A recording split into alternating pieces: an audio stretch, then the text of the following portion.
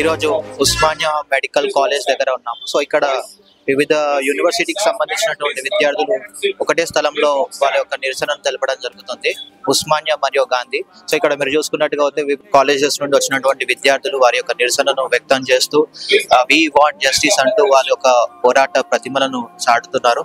So ఒకసారి మనం వీళ్ళతోటే మాట్లాడడానికి ప్రయత్నం చేద్దాం. వీళ్ళ next further action, plan of action ఏంటి, సో ఫర్దర్ గా ఏ విధంగా వీళ్ళు మూవ్ ఫార్వర్డ్ అవుతున్నారు, సో ఇది ఒక్కసారి వాళ్ళతో మాట్లాడడానికి ప్రయత్నం చేద్దాం.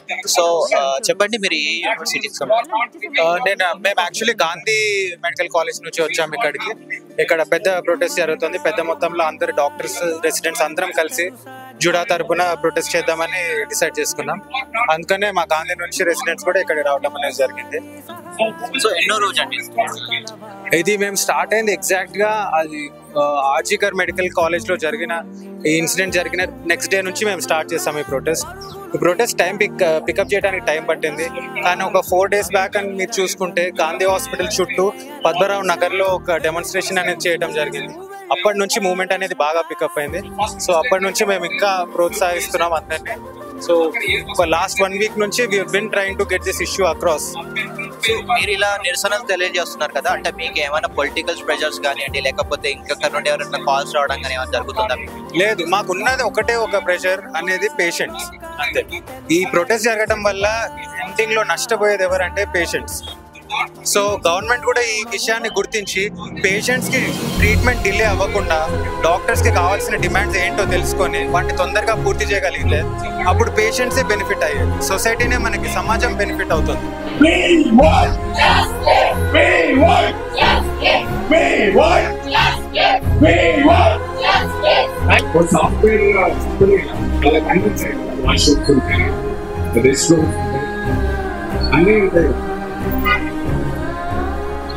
ఉంటాయి కదా, వాళ్ళకంటే తక్కువ ఉన్నాం.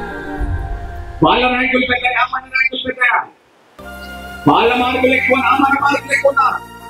ఇక్కడ మీరు చూసుకున్నట్టుగా అయితే ఇక్కడ విద్యార్థులు వారి యొక్క నిరసనను లిఖిత పూర్వకంగా రాయడం కాకుండా ఇక్కడ వాళ్ళు పోస్ట్ కూడా చేస్తున్నారు.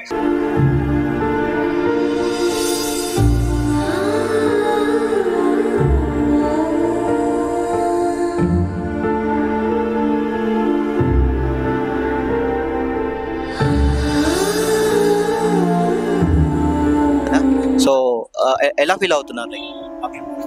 Actually, we felt bad about this because we don't have security even in the duty itself. So where can we be secure? If it is not in the duty place, then where we are secure? So what the thing happened in the Kolkata is very bad thing, and we feel very bad about that. And what finally we want is we want justice.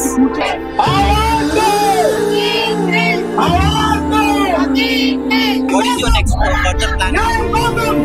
రేపు rally చేస్తున్నాము. Overall గా ESI medical college, NIMS, Gandhi, Osmania అలాగే కాకుండా ఇతర వేరే medical colleges, paramedical సిబ్బంది అందరం కలిసి ర్యాలీ చేస్తున్నాము. వెన్యూ అన్నది ఒక 2 hours లో డిసైడ్ అవుతుంది. బయట చేస్తున్నాము. సెంట్రల్ గవర్నమెంట్ నుంచి మాకు సరైన విధంగా ప్రతిస్పందన అనేది రావడం లేదు. పశ్చిమ బెంగాల్ గవర్నమెంట్ మీద ఫుల్ ఫ్లెడ్జ్డ్ గా సుప్రీంకోర్టు నుంచి డెఫినెట్ గా వాళ్ళ మీద యాక్షన్ తీసుకుంటూ సెంట్రల్ ప్రొటెక్షన్ యాక్ట్ అనేది మాకు తీసుకోవాలి ఇమ్మీడియట్ గా. వైద్యులే కాదు, నార్మల్ లేడీస్ వేరెవర్ ఎక్కడున్నా కూడా వాళ్ళకి ఒక సెక్యూర్ ఎన్విరాన్మెంట్ అనేది మాకు కావాలి. దానికోసం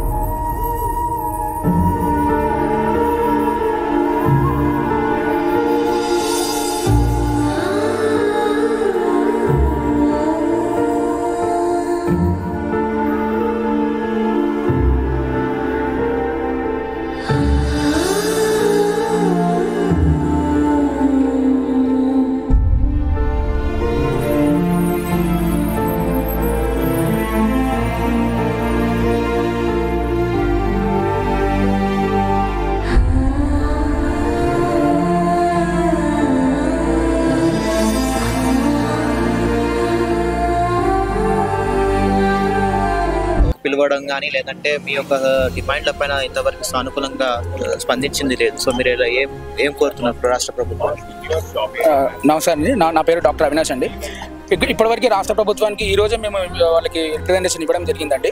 ఇప్పుడు మనకి హెల్త్, ఈ ఆరోగ్యం, ఈ హాస్పిటల్స్ ఇవన్నీ మనకి స్టేట్ లిస్ట్లో ఉంటాయండి. అవి సెంట్రల్ లిస్ట్లో ఉండవు, కన్కరెన్స్ లిస్ట్లో ఉండవు. అవి స్టేట్ లిస్ట్లో ఉంటాయి కాబట్టి మన స్టేట్ గవర్నమెంట్ ఆల్రెడీ 2019లో స్టేట్ ప్రొటెక్షన్ ఫోర్స్ అని ఒక ఆల్రెడీ యాక్ట్ ఒకటి తీసుకొచ్చింది. దాంట్లో 137 మెంబర్స్ పోలీస్ పర్సనల్స్ని వాళ్ళు అపాయింట్ చేయడం జరిగింది, కానీ దాన్ని ఇంప్లిమెంట్ చేయట్లేదండి. సో ఇప్పుడు కలకత్తాలో అయిన ఇన్సిడెంట్ మన దేశంలో ఏ ఆడపడుచుకైనా ఎక్కడైనా అయ్యే ఛాన్స్ ఉంది. కాబట్టి ఆ యాక్ట్ని తొందరగా as soon as possible implement చేయవలసిందిగా స్టేట్ గవర్నమెంట్ని కోరుతున్నామండి.